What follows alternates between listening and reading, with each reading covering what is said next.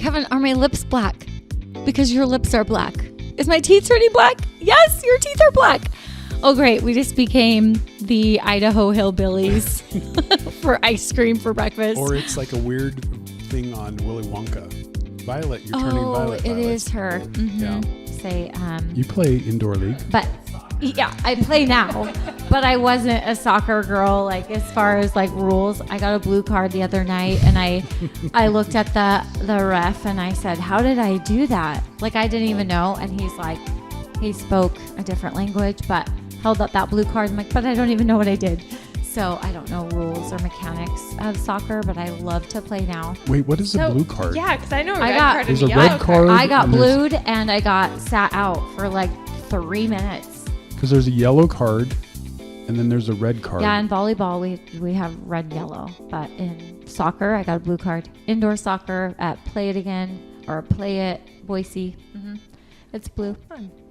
So, but no sharks or anything crazy. Like you haven't been encountered. I haven't been. No, okay. no sharks for me. Not yet. Not yet. Like I know. safety. I'm crossing my fingers over here. I know. Yeah. It seems like there's just more on shark attacks I hear about, and I'm like, everyone used to tell me, "Oh, they're more scared of you than you are of them," and I'm like, there seems to be a lot of shark attacks lately. Yeah. So. Yeah, I don't know. The sharks scare me. Yeah. The one encounter I had with a shark was in the Bahamas, and I was actually on one of those little Hobie cats, and we had pulled up into just a little cove and got off and were walking around, and as we were walking, the water there is so clear. Oh my gosh. This shark like scoots out from the cove that we were in, and I couldn't have run faster back onto that boat and didn't get back in the water all day long. No way. But yeah. Was it like a sand shark or a tiger shark or? Yeah, I don't know, but it was. I mean, 5 Huge. feet at least, which was big enough to scare me. Yep. So yeah. Yep, done. Growing up as females, we have like a health class in school where we learn about our period, right? And they're like, this is a tampon and this is a pad and this should happen. Yeah. But even so, we're like, yeah, okay, we and don't know what's going to happen. And you should just go outside and take a Midol. Yeah, exactly. That's how they are. And don't go to the school nurse. I don't know if you had a mean school nurse, but if you had to go get a pad from the nurse, it was like the most horrific experience of your life. Yeah. And now I'm like, finally, someone is putting like the feminine products in the bathroom for free. Mm-hmm. And then you go through childbearing age where there's really not a lot of discussion about what comes with pregnancy or postpartum depression or anything like that. And to your point, doctors don't have a lot of training in it either. Even your OB-GYNs, like they train how to deliver a baby. They train like the vitamins that you need pre and post. They train how to do a pap smear, things like that. But they don't have a lot of knowledge about what's going on in women's bodies. And it's just because in general, we don't have a lot of knowledge. There haven't been a lot of studies in the past on it. Right. So now we're starting to catch up with that. But that's why you get different opinions depending on what type of doctor you go to. So now the push is to realize that we need to be educating young girls, and our menstrual cycle is starting earlier and earlier, as young as 8 now. Yep. And that goes back to your point about foods. It goes back to environmental toxins. So you know, like the little Bath and Body Works plug-in things, the scents, those are the absolute worst things that you can have in your house because they affect our hormone levels. And even at those young ages, things like that, things that are in our water, things that are in our food, all of those change the hormones in our bodies. And so that's what's bringing this early onset menstrual cycle or menarche. So it starts there, and then you start to move through, we're having babies later in life because of just the choices that we're making as women to start our careers, things like that. So that's getting shifted. And then perimenopause is starting sooner. So though the average for menopause is about 52, and menopause technically is defined by the 12 months after your last period. So menopause is technically just one day. It's exactly 12 months after your last period. And then after that, you're postmenopausal. Before that, you're perimenopausal, when you're kind of all over the place with your hormones, and sometimes you're having a period, sometimes you're not, sometimes you're bleeding for a month long, sometimes it's all over the, no one's educated on any of these things. And every person's body is different. So nobody has the one size fits all solution.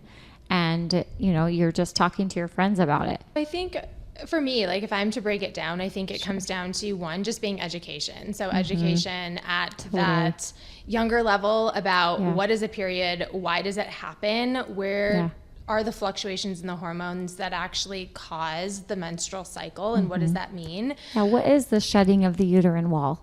Like, I taught that, and so people were like, no, I can't be in your class today. I'm going to throw up. I'm like, it's happening to you right now. Yeah. You know, it's just so foreign to like have the terms and I would draw pictures and I'm like, this is what happening. This is what is happening right now. Can I just be funny for a minute? It sounds like an album from Pink Floyd, Shedding of the, what is it? Uterine wall. Yeah, it sounds like a Pink Floyd album. Guess what? It happens every single month. So help me as a guy. Do you want me to draw pictures? No, I don't need to do that. Pictures are actually really helpful. I love my pictures. But maybe for the male listener who has no idea what you're talking about, what are some of, maybe dumb it down for me. Okay, so how about the next show? I will teach the menstrual cycle. I will do it because I used to do it in class. All my students were, if you're listening, like I was pretty in depth about it. And I loved it when even my male students were like, what? What is happening? I'm like, yeah, your sister, your mom, your best friend, the girl sitting next to you in class. So once you know it, and then you're like, oh my gosh, so much respect. And by the way, I would tell women, you think our soccer guys or our football guys at school are so strong? Your uterine muscle is the strongest muscle in the entire body.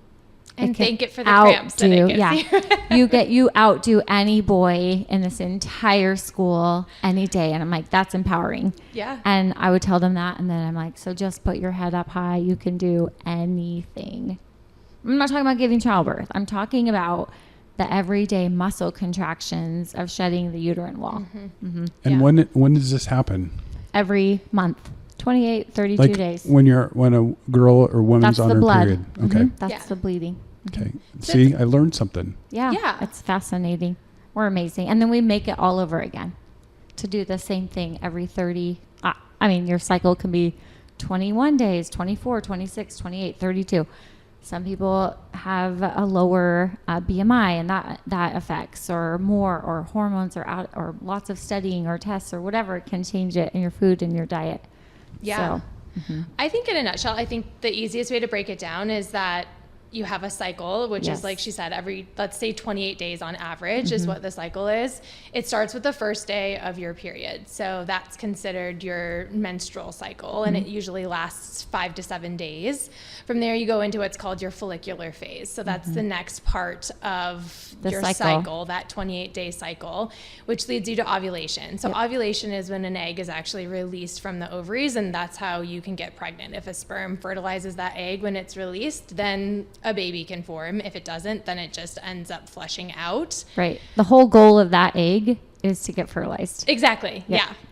And if it doesn't, then progesterone shoots up, and then you go into the luteal phase, which is actually preparing the body to either get the egg stuck to the wall in the uterus so that a baby can actually start to form, or if that doesn't happen, then the lining of the uterus sheds and you start your menstrual cycle again with day 1 of the bleed. Okay, this is fascinating. Yeah, this is science. something I've never heard before. And most people, a lot of women don't even understand it. They don't know the names of it. They don't know how the hormones work. Idea. Right. Yeah. So it's like this whole process every month of just. It's not even every month. It's all the time. But I mean, the whole cycle is like just repeating itself over and over and over. Yep. Yeah.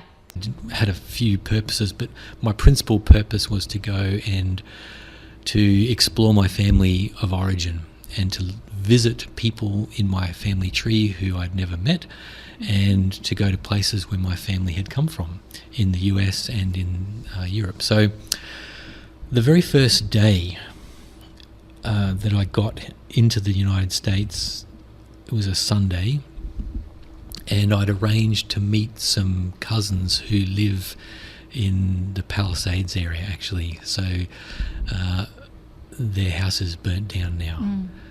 They've moved to Nashville, but another cousin, their house burnt down just in this last week. So these are people who are, I call them cousins, but they're not first cousins. They're older people, and they're my mum's side, so they're Jewish relatives.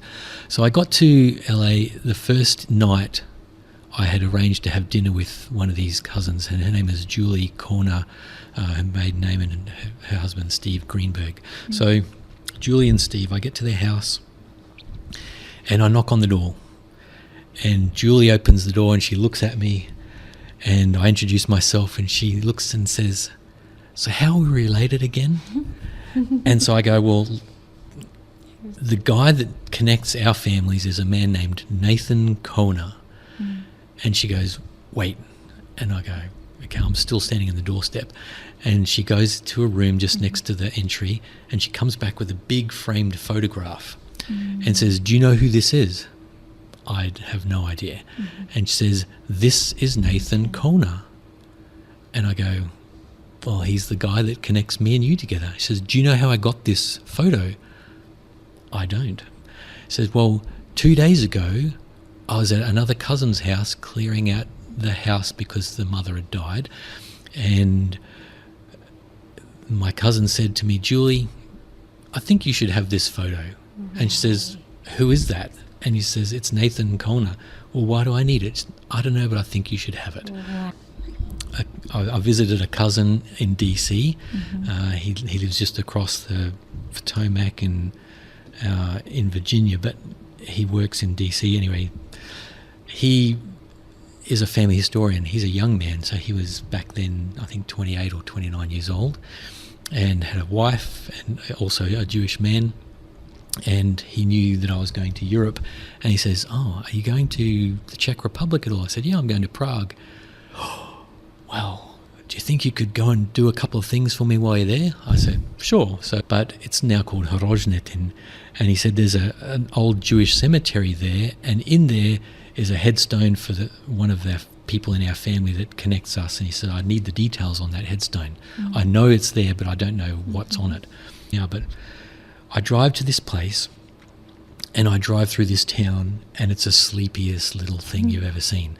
I got a little video of me driving through it because I was so amused by the fact that I didn't see practically anybody, and I couldn't see any signs for a cemetery. So I stop at a little corner store, and I walk in there, and I ask the shopkeeper, "Does he speak English?" "No." "And he says, "But there's a man standing out there, he will speak English." So I go out there and I start to speak to this guy, and I'm saying, "I'm looking for a cemetery." "Oh," and his English wasn't that good, so I got Google Translate, and I'm saying, "I need to find this cemetery. It's a Jewish cemetery." And he says, "Okay," and he speaks in Czech, and he translates it back, and he tells me it's up there, and he points, and I'm looking, and there's a forest. He goes, "It's up there." And so he says, "You have to go down to this end of this street, there's a roundabout, go up there, and if you get to the next town, you've gone too far." I go, "Okay, it's off to the right in the forest." Okay. So I drive and I get to the next town, and I've gone too far. And then I'm driving back, and I go and I see a lady walking along the side of the street with her grandmother in a wheelchair, and I stop and ask these ladies, "English?" "Oh, a little bit." So I'm looking for this cemetery. "Oh, yeah. You have to go down here, and it's off in the left, and if you get to a hotel with bikes leaning on the fence, then you've gone too far." I go, "Okay." So I'm driving down, looking. I couldn't see any streets, and there's a train track there, and no cemetery. Wow. And then I park my car, and I see this guy working in his yard. I'm going to try one more time. Third time's the charm. And so I walk up to this man, and he comes over, and I said, "English? No." "How about German?" "No." "A little bit German." "Okay." And he says, "Czech?" "No." So I try Google Translate, out of internet range. So he gets a stick, and he draws in the ground. We're sort of speaking little bits of German together, and he draws the train track. He says, "Zug." "You know Zug?" "Yes, train." "Okay." And he does his fingers walking on this little map of the train track. I go, "I walk on the train track?" "Yes." And he says, "Right." And so he draws a line off to the right. "Somewhere in the Wald, in the forest?" "Yep." "There's the cemetery, Friedhof there." I go, "Oh, I have to walk on the train tracks and look for a track, and then I'm walk in a up strange town, and people are directing me in different places to the forest. Okay. So I eventually get to this forest. Okay. I walk on the train track, and I videoed this little thing because it was so entertaining to me. And I said, Josh, this is for you. This better work. I mean, if I end up like Peter and the Wolf and Hansel and Gretel. something. Exactly. Anyway, there's this cemetery in the middle of the forest with a wall and a gate, and it's locked. It hasn't been used for 100 years. And so I climb the wall, and I go, well, the headstones are all in a foreign language. Oh, right. They're in either Hebrew or in German. And I go, oh, I'm not going to be able to read them anyway. So I thought, I've got my Video phone. all of it. So I photographed using a little app called Billion Graves. Okay. I photographed 145 headstones, any headstone that I could find, and I lifted some up now there's a record of that cemetery on Billion Graves, and I sent my cousin Josh. I said, I did the pictures, you've now got to do the translation. But that was a really fun experience to just go there and to feel connected to people who are long gone, but just this sense of respect for what they had been through. And if you know any of the history of the Jews through the centuries, they've always had to live in little enclaves separate from society because they were always ostracized. They were persecuted for centuries. And so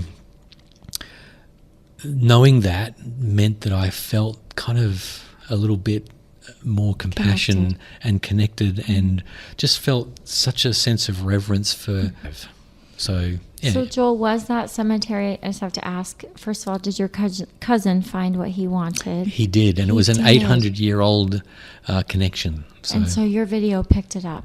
Well, I didn't take a video of me walking in the cemetery, all the headstones, but I photographed each headstone, and from the photographs he was able to identify the one that he needed. You're on the Lord's errand. Indeed. Did they have a contingency plan in case of an attack or something? They probably had one. They just didn't tell us about it. So they had. I would imagine. There were people close enough to get to you after you've been mauled by a bear. Jeez. But they were close. And so, they were on the other side of the lake. They basically posted up another headquarters over there for the crew.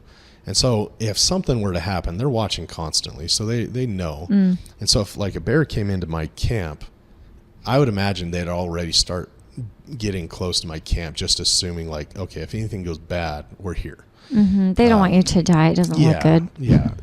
Not a good way to start season one if someone dies. That's why you can't eat raw steak, because the bears. And the bears, that was the least of my worries. Oh, okay. I didn't worry about the bears because black bears by nature aren't really aggressive. And so I wasn't worried about that. I am afraid of wolves though. Wolves freak me out, and the producers. And moose. Well, if I saw a moose in there, I'd be climbing a tree if I could get away from it. Right. And Bigfoot. I love black licorice. You do? Oh my! Good and Plenty is my favorite candy. Gross. Jen. Yeah, no. It's either, I have heard, you either love it or you hate it. Well, it's like cilantro. I can't do cilantro. I love cilantro. Yeah. What about? I'm gonna make you some salsa. Do you like salsa? No. So you wouldn't like my salsa. I like salsa juice. Like a V8? Like my idea of salsa juice would be like V8. If I went to Matador, I would dip my chip, but I wouldn't take any chunks. Oh, so you're like a non-textured girl. That's why creamy would be okay for her. Yeah. That's interesting. That's how I used to eat it, and my ex-wife would scoop it, and she would take it all, and I was like, I'm trying to make it last longer. And then, anyway. No, if you're going to have a salsa, you're going to spoon that stuff out. I can do it with paste, extra mild. You can, so you're not even spicy. No. Well, I hate spice. We're glad we're vanilla ice cream here today. I've got two guests, Kevin and Jen, that are vanilla. I am sure you're far from boring. Actually, probably if you only have taste buds that are pretty bland, maybe the rest of your life is I'm allergic to on boring. fire. Yeah. Yep. Yeah. I like that. See, I think I've become I am boring. allergic to boring. We're going to use that. I'm going to post that today. Well, That's a good morning. I'm super ADD also. Okay. So if something's not interesting enough, I just check out. So in like 15 minutes, if she's over there asleep, we'll be like, okay, we need to just end this right This now. show is only 5 minutes. Let's go really fast. Come I on. got my power nap today, so I should be good. That's good. Yeah. That's really good. So what do you eat normally? Do you have the regimen? I eat the same thing every single day. So it's the same every day. Eggs and rice, chicken and rice, chicken and rice, turkey and rice, and a protein scoop with almond butter and oats. And what kind of rice do you make? Jasmine. It's always jasmine. Always jasmine. I've tried basmati. It's disgusting. I don't know why people like it. So it's interesting that you say that, because is there no like whole grain in your diet? You don't have a whole grain like a wheat or a oatmeal or any of the whole grain? Oats. Oats. You just say that. I blend. I don't have dairy or I mean, It's like no cheese. no wheat really. I mean, Yeah. No. You're saying rice, jasmine. Yeah. And So the jasmine's- purpose is, Tastes great. yeah, jasmine is a good It's rice. so good. Yeah. Have you ever heard that rice the second day has half the calories? I've heard that it changes as it sits, so you should make it fresh every day. You should wash your freaking rice. I've heard that too. Some Rinse people it. don't. It is so gross. The stuff that comes out when you. Yeah, it's cloudy. Right. Well, Yeah. I've heard that like in Chinese food restaurants, they'll cook the rice the day before and they use it the day after. I've heard the calories are less in it the second day for some reason. Huh. I did not I have know never heard that. Maybe but it's I because you're knew- washing it again. I heard it can grow bacteria as it sits. So maybe you lose the calories. You lose half the calories because there's bacteria that's forming as you ingest it. And who was it telling us about rice that if you talk bad to, it was like a container of rice and then you yell at the other container? Stop it. Yeah, Yeah, it's actually a character building No. activity, and it's just to like show positivity. Actually, make something. I love just you, like, rice. Like my I do talk to my food Yes, like that. yeah. Like, And this is same with so flowers. Good every day. Yeah. I just love you so much. I still love that chicken and rice the same do. time every day. Yep. Do you- And almond I'm butter. a dog. Can you put any spices or flavorings in it? Well, I was using the Trader Joe's sweet chili sauce. Oh, yum. I Yeah, love that I love stuff. that stuff but too. as prep gets harder, those things you have to minimize them. Got it. So I kind of started cutting them out now. So already is bland. Yeah, but you can make it flavorful with like the zero anything seasonings. True. Yeah. It's not terrible. And I So- get coconut oil right now. Oh, and okay. I love that on my chicken and rice. little bit sweet. I can have it plain like that. Mhm. Okay. Yeah. It's what is it? The famous you are what you eat. Exactly. So, and it's true. If you eat shit, you feel like shit. Yeah, I agree. Sorry, can I swear on this? Yeah, You you just just did. I always say sorry to my kids. They're like, "It's fine, Mom. We hear it all the time." You're like, but we won't say it at but school. if I say the F word, they promise." get $10. So Oh, Target. We're going to Target if Mom says the F word. That's like funny. incentive. You're like, I'm not having a bad day around my kids. Well, if somebody said, I want to get fit, what's the first thing you would tell them to do? And we'll try to figure out a way to compensate you with a commission or something. well, I always tell them to log their food. You have to keep track of what you're actually eating. I don't even care if they go to the gym. Like nutrition is first. So if they're logging their food and they send it to me and I look at it, I'm like, okay, we really have to minimize a lot of these things. I bet you see a lot. Yeah. And a lot of what I see is they're not eating enough protein. Especially women. Yeah, so most people are proud of eating a salad, just eating a bowl of vegetables. Which I Like, did it's this just little not thing one time. I enough. put all the lettuce that you would put like at Costa Vida. Makes it look so massive. But if you literally put all that lettuce in a They never Ziploc give you enough meat baggie either. and you squeeze it to the bottom of the bag, you can squeeze it, and it's literally like Yeah. maybe not even an eighth of a cup of Yeah. vegetable, because Peop- lettuce is so big and water. So People you're just getting are less not content. fueling their bodies the way They it's were supposed designed to be. So it's overwhelming for people at first. Sure. So I try to tell people to just stick to a meal plan. It's hard to eat the same thing every day, but if you do that, you will see a change. But Have to. most people get too bored after a week. Sure. and then they fall right off. It's too hard. But I mean, if you can push through that, then after you've stuck to a meal plan, you can learn why and figure out how macros work, which is the breakdown of fat, protein, and carbs. Here in the store. Yeah. This is all Blake. So Blake's creativity. Blake's engineer brain. Okay, let's hear it. So- the micron of ice cream. that's right. So when we were kind of thinking about it, opening a business more and more, I just purchased one of those like a countertop ice cream maker off Amazon, and I just started experimenting. So I'd make ice cream 3 or 4 times a week at home, and I tried like chocolate. Took a long time to get right. I tried a lot of different things. I tried different cocoa powders till I found like my favorite combo. And yeah, you're right. So ice cream, in order for it to be eatable, it really needs to have air in it.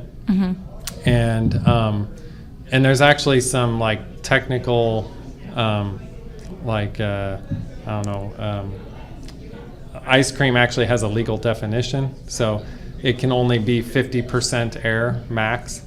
And then it has to be at least 10% butterfat, which is like the cream component.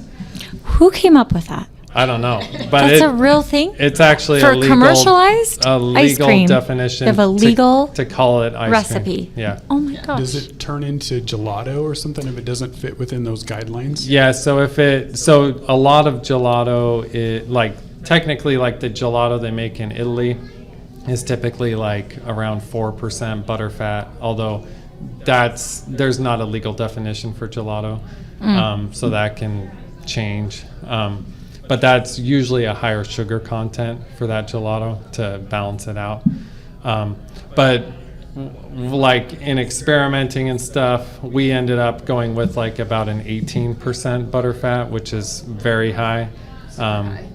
Like a super premium ice cream is a 16%. So we're kind of a step above that. That a way to go, guys. And people like that. I mean, I like that. I like it extra creamy. If you go much higher than 18%, you start to feel like the film in your mouth. I don't know if you've ever had homemade ice cream where you like on the top, the roof of your mouth, you get like a filmy. Sure. That's where it originated, I think. And then I'd have like, remember all the green machine? No, what's a green machine? Tell me. You're a little bit younger than I am, but so it was a 3-wheel kind of, not like tricycle, right? Oh, but yeah, the big wheels. Yeah, but it was low to the ground. Oh, okay. It was low to the ground. So Okay. you put your feet out front and had Okay. one wheel in the center and then the Yeah. 2 wheels on the back. And so I do burnouts in that, like to rev it up in some way. With your pedaling, you'd have to pedal. Oh, yeah. yeah, Totally. yeah. So, I still, that's cool. so it's always been in my blood. And I don't know. I'm going to say probably might be a little similar genetics here, but yeah. So, Tia, does your family race? Like you are a female car racer? Not on the racetrack. Not on the face. Oh, I get what you're saying. Okay. Yeah. So you are like the standout gal in your family that races. Yeah. Well, ironically, I had never met my father until I was about the age of 13. Okay. And so some things transpired in my life, and then I got the opportunity to meet him. And he was into racing. Really? But not necessarily cars. He loved old muscle cars and things like that. I always remember, I didn't spend a lot of my time with him, but he always had lots of cool cars around. Yeah. And I didn't think then, I didn't pay a lot of attention to the cars. I wanted to know who he was, so I was kind of, but later on in life I learned that I really was so interested. But he was in like building motors, and I'd watch everything he did and it was strange because for someone who'd never been around anything like that, it clicked. Like I understood what he was doing. Weird. And why he was doing it. Cool. So, yeah. Did the race car, when did you say, this is something I want to do? Well, I guess that would have, so I used to run hotels.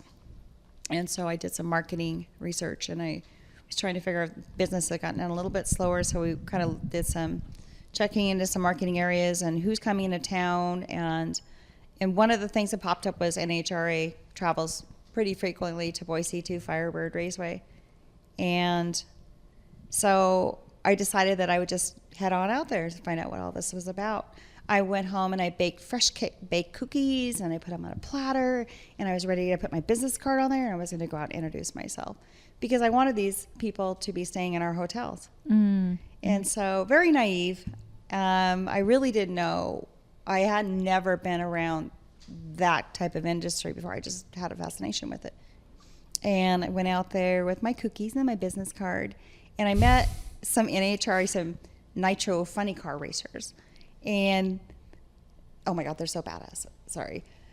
That was it. It just all clicked. I was like, the bells went off, and I was like, oh, I want to do this. This is what I want to do. And so I had talked to some of the racers. I said, where are you guys heading next? Like, I want to go. I want to watch you. Like, we're going to Salt Lake City, and then we're going to go to California, and we're going to do. And I'm like, I'll go. Like, I'll be there. I'll get the time off. I'll go. Yeah. And so I went back that Monday morning, and I requested time off. I said, I need to be also in Salt Lake City this weekend for some marketing deals. And so I'm using it for marketing. I did. I said it all. I got to make more cookies. Oh, I did. So I arrived, and actually, when I got there, a lot of them were like, "You Tia Joe from Boise, Idaho?" I'm like, "Yeah." Like, you said you were coming, and you're here. I'm like, "Yeah, absolutely, I'm here." I'm like, "Now tell me about how to drive that funny car." And why do you call it a funny car? They're cars that have, so they're pretty much like, for instance, they could be like a 76 Camaro or 66, whatever, and they modified. It's a modified vehicle. So it wouldn't be the typical race car, but that's why you call it a funny car, because Totally they added to it. Okay. Yeah. They enriched it. They totally enriched it. And amazing and very loud and very fast. Okay. So. And I'm going to maybe talk too personal here. No, do it, Kevin. But I think that for me, Yeah. I've been in those places where you don't feel a lot of hope. But it's one little thing that changes that does it, that gives you enough that then drives you towards that hope. Is that a normal thing? It can be. It can be something like that. Again, I'm kind of morbid, I think, because I teach a lot of You are not morbid, this woman. I can be. You're probably a realist. But I teach a lot of coping skills, right? Yeah. Because if you feel like you can cope, then you feel like you can manage your life. And so I came up with a definition of what is a coping skill. So a coping skill, according to Michele Harris, is anything except suicide. That's pretty morbid. Okay. That's pretty morbid, right? But it's a big field. Like, it's not a doom and gloom when there's only, as long as it's not this, we got you. I'm coping. We're here with you. I'm either coping with positive coping skills, or I'm coping with my negative coping skills. Right. But the bottom line is, as long as I'm breathing, I am coping with life. It might look pretty hopeless, my life right now, but I am coping. I'm surviving. And so I try and teach positive coping skills so that, because negative coping skills always come at a price. And so that's like, think of like alcohol or drug addiction.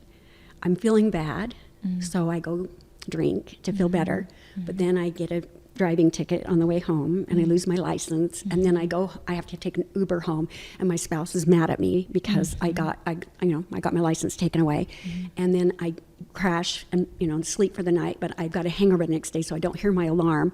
But then when I finally do wake up, I don't have time to call an Uber, and I'm late for work, and now I lose my job. Yeah, the snowball. What I want to go do is drink again. I want to go drink again. Yeah. So that's a negative coping skill that came at a price. It made me feel better for a few minutes, but it was followed by the second punch. I was studying English education, speech communications. I thought I wanted to be a teacher in the school system. And then I was student teaching in Caldwell, not in the grade because I was going to do secondary. And I was student teaching because God just knew he had to get me out of this track, that it was not the plan for my life. So he had me student teach in a 6th grade classroom in Caldwell. And this little kid, Poncho, I swear he hated me. Every day he would set booby traps for me. Poncho was out for me. And one day, and we had to wear skirts and dress really nice. And one day he opened up this paper clip and taped it to the edge of his desk. And as I walked by, like it ripped my dress. And it was great because it was this lightning rod moment. Have you ever had one of those moments where you're like, oh, I actually know I'm not meant to be a teacher. Thank you, Poncho. You just did me a huge favor and I'm out. See ya. Poncho would be what age at this point? I hope you're listening. I don't know, but Poncho, I owe you so much. He's probably 19 now, right? No. I'm just... He's still in 7th grade. He didn't make it very far. Yeah, he did. He made it to 7th and he's still there. Watch Poncho be the teacher now. Right. Joke's on him. When I was working in the Idaho Falls branch, I worked there for about a year. And we repoed a car, and it wasn't until it got there, and we came out to look at it to see what kind of condition it was in. And there's a little dog in there. It's like, oh snap! We're gonna get paid on this one. This will be great because they want the dog back. The dog. We're like, if you want your car back and your dog, you will pay. Fifi's fine for now, but make your payment. You only have 24 hours. It's a ransom. Oh man! Oh my word! If there was a TikTok on it, that would be awesome. Oh my gosh! Back in the day, this is what we did with your pup. And I knew it would be challenging, and I do like to challenge myself. I didn't know how much people hated car guys till I did the job, and I was like, I mean, people walked on the lot furious. People you had never met before. It was very different than mortgage, and so I was just like, oh my gosh! And so that was such a good challenge, and also just realizing I'm never going to learn all this product stuff because by the time I learn it, I'll probably be out of this business, So I just would talk to everybody. I was very inclusive. I would go talk to people that didn't look like they have money. And you know what, in Idaho, sometimes those people have a lot of money. And so I was always in the top 5 car guys. And I sold rigs when they told me that when I did the opposite of what I was told to do. They'd be like, don't talk to anybody that's getting an oil change. They don't want to talk to you. But I'm like, those people are a captive audience. They can't go anywhere. They're getting the oil change. They like me, and I'm talking. Go chit-chat with them. Good for you. Those were some of my best sales. Yeah. How were you received by the males? How did you do in comparison to them, and how was that? How did they receive that with the you? clients? The other salesmen. Or the other salesmen. Some of them were awesome. I mean, some of them were just such professionals. They made great money. They had clients that loved them, and they were awesome. Some of them were just, like everywhere. I mean, you're going to like some people not. And there are some strange people with felonies on their record in the car business. There are. Because they can still do that and make good money. And so there was like both, So I think most of them were respectful and they were awesome. Sometimes they get a little mad because they'd be like, this girl is so dumb. How is she selling? Like I remember one time with the oil change guy, like there was a guy looking, do you guys know what a Lightning is? Like an F-150 Lightning. It was like a truck, but they supercharged it. Okay. They supercharged it. And every Ford dealership, if your ratings were high enough with customer service, you'd get maybe one. Like in Idaho, we'd get maybe one. And so, there was this side sticker on top of the sticker. So it was worth a lot of money because you only got one. And there was a guy just standing there looking at it. It was on the showroom floor and he was just gazing at it longingly. And so I just went up and stood right beside him. And I just was mirroring his body language. And I'm like, so do you want to take it home today? That's all I said. And he said, yes, I believe I do. That was it. I sold it, and it was like the biggest paycheck I ever got from one deal was that deal. And so Friday we're having a meeting, and of course a bunch of the guys were mad. Yeah. I had somebody lined out on that. I'm like, well, apparently you only have didn't. one, and I got there first. Apparently you didn't. It's a race. It was still here. I don't know. So, and then Friday we were at a sales meeting, and most of the guys, they'd go immediately and find out how much they made on a car deal or whatever. I just would go on to my next car deal, So I didn't know how much. I knew I made a lot, but I didn't know to the penny. And they were talking about the deal, but I didn't know they were talking about my deal. They're like, oh, somebody just did the biggest front end gross that we've seen in years. Da-da-da. And I'm just like, do. And the general manager is like, Sheli, we're talking about you, right? I'm like, oh, yay. Yeah, that was so fun. And these guys are just like, how is this girl making any money? So either they celebrated that you left, but management was like, please stay. Good for you. Yeah. Way to take the challenge. It was fun. I think that what I'm kind of hearing is, and I really appreciate what you just said, is that you knew that what you were doing before wasn't your thing, but you were willing to stop what you were doing, not even maybe necessarily knowing what your thing is, and just move away from it and do something different. Well, I kind of knew what it was, but I also knew I couldn't just, like, if you have a side hustle, right? Yeah. I started getting asked to speak, and I got really involved in personal development and, started teaching personal development classes too, but I didn't make enough yet to do that full time. So I didn't know how I was going to build all that out and get it to full time, but I knew I still had to do something in the meantime. So yeah, I think a lot of people wait until like the side hustle is fully baked and, but then you're working 2 full-time jobs, which is really a grind. You can only do that for a short period of time before you burn out. So I knew that I needed to shut down what I was doing. It was like, no. But yeah, I had that gap and I'm like, I got to fill this gap and make money. And why don't I learn something? I was single. I didn't have kids. It's like, if you want to go break your back and, work in the car business and pound the pavement in the cold and in the heat like they do. I mean, it's not an easy job. It was like, now's the time to do that. So I like some of those challenges.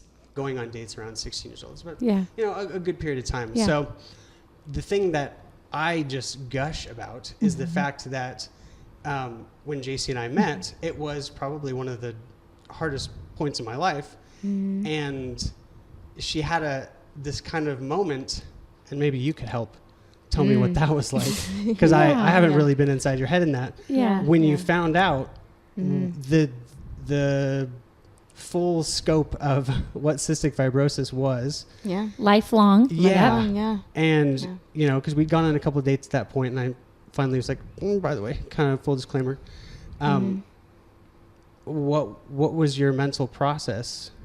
Like, what made you decide to even continue dating? Because that's, you're hypothetically, and there's a really cool story after this. That's probably the biggest miracle of science in the past, 50 years at least. Right.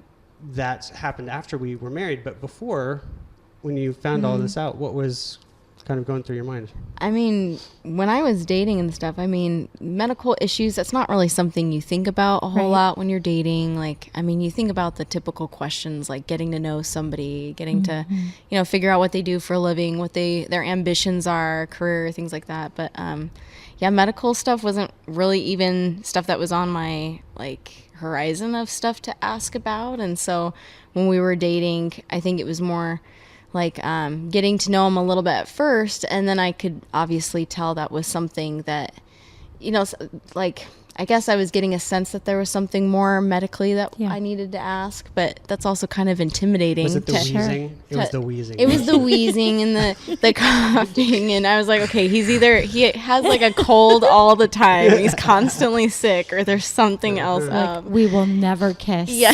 There will be zero kissing until he's better. Right. Or he has way too many cats. Yeah, too many cats. He did have a cat at the time. So goodness. Could have passed that off as allergies. Yeah, he probably could have, honestly. Yeah. But trying to approach that and figure out how to ask somebody about that. And I also didn't know what it could really be, because I didn't really know anybody with CF. And so I can't even remember how I asked you, but I remember we started talking about it. And naturally I was a little concerned, because I was like, holy cow, this is a huge deal. Like, this is, impacted your life for how long and will continue to be, a difficult thing that you're having to deal with forever. And so I think at the time it didn't fully hit me, and I went home just kind of processing, and I'd also kind of just gotten out of an engagement. So it was a lot to take on right away. And so I think and I think that's where God intervenes, because from a reason standpoint, I was not ready for something like that, to just jump in, because my last relationship, it kind of blew up in a bad way, and so it was just a lot to come back from. And so to then jump into something where there was a lot of unknowns was very intimidating, I feel like. Well, and it was, having been married to you now for 7 plus years. 7 years. I can safely say that I really don't know what headspace you had to have been in order to marry me, because, or even continue dating me, because knowing you now, I'm like, the Jaycie I know right here would have been like, nope, damage control, get out quick. Yeah. So, I love that you said God intervened. Yeah, he did. There was a lot more. Works, yeah. There was a lot more peace than like, because I obviously prayed about it, and I like, because I was kind of having conflicting emotions leading up to Christmas, because weirdly enough we were starting to date around that time, and my family was really worried about it, because of course you spill to your sisters like, oh my gosh, I met this guy, and Right. He has a lot of phlegm. Okay. Yeah, He does. It's just He's it's a really quirky good thing at that he coughing. does. Cat, everybody, it's the cat. Yeah. It's the cat. Mm-hmm. So Yeah. so naturally you get their Yes. concerns and yours, and as a woman you're constantly overanalyzing, and so And you look at Google. yeah, exactly. Yeah. Google is not your friend, and No. so there was a WebMD lot can of that. sometimes settle it down, but I'm sure Right. lifelong becomes the question, and you really like this Yeah. guy. It speaks to the nature of cystic fibrosis and how interesting of a disorder it is, Right. because it's not like a copy paste Same ailment. for everybody. Yes. Correct. For example, I have another brother Okay. whose name is Keaton, who's got cystic fibrosis as well. Okay. And I am, I mean, like, if you see pictures of Jaycie and I when we got married, I look like a freaking skeleton. Like, I'm very thin. I have trouble keeping weight on at all. My brother looks literally like Chris Hemsworth. He's like the Wow. same. He blew past all of our doctor's predictions for his height and weight Wow. because he just he ate and ate and ate when he was So younger, he's- and Yeah. just boom, boosted up his lung Yeah. function. When we measure lung function for cystic fibrosis, Okay. the most important metric that we use is called FEV1, Okay. which is basically the forced expiratory volume over 1 second. Basically, how much air can you move out of your lungs in 1 second? Okay. So it's as much as you can, as fast as you can. For people with cystic fibrosis or COPD or things that obstruct your lungs, it's almost like trying to blow through tissue paper. So Wow, the okay. amount of air that you can blow out is really limited. Got it. And so that tells you what your lung obstruction is like. They use your height and weight and age to kind of give here's what it should be. And then they give you a percentage that says, here's what you are percentage-wise of what we think you should be. For me, at the lowest point in my life, I was around 30 to 35% of what normal human lungs are.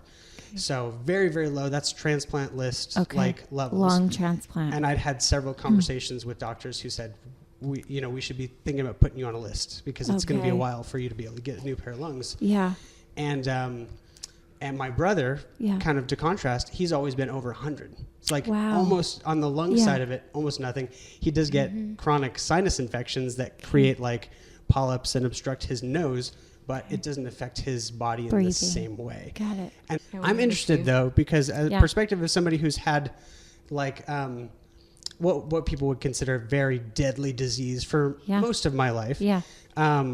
What is it like? I had basically an entire lifetime to adjust to. Here's how I live. Here's what I have to do. Right. I had to create regimens for it, which is a whole ordeal in itself. But I grew up with that. But for you, you were telling us a little bit earlier. I'm not sure if you're comfortable talking about it, but I would love to hear about the process of My ice cream for breakfast. Yes, of your ice cream for breakfast. I would so be to happy speak. to talk about Just it. Yeah. What changes did you feel like you have to make in order to, make room in your life for something that? Yeah, I was 34 at the time.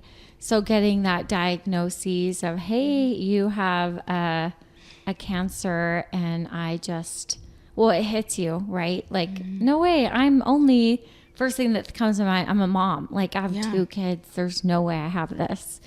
So I think you just go into like fight or flight, and then you have to give me how to get rid of it. Like the only thing I could think of was, what do I do next? And let's throw the kitchen sink at it and anything else it's going to take, because I have so much to do. Like I have so much to still live, and life is just right here in front of me, and I'm not stopping. So I think that, and everybody might have a different outlook at first. I mean, there was shedding of tears. Don't get me wrong. I'm a crier.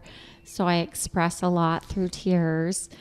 Even if it wasn't that, it's, that's one way our bodies can release energy, whether it's negative or Definitely. positive, right? We just Yeah. cry. So, but then it's, okay, what do I do next? So you don't just stay. And that was a success. Like the plan the surgery, what's next, get it out. So, and then it's maintaining, like you're saying, like it's still there. You still think about it every now and again, like what if? Because honestly, we all are going to be hit with a cancer. Yeah. We don't know what that looks Whatever like, it is, right? yeah. We all something, not just cancer in our bodies, but it could be that really difficult person, or it could be that difficult loss, Right, or something else that's going to hit us, right? A car accident, or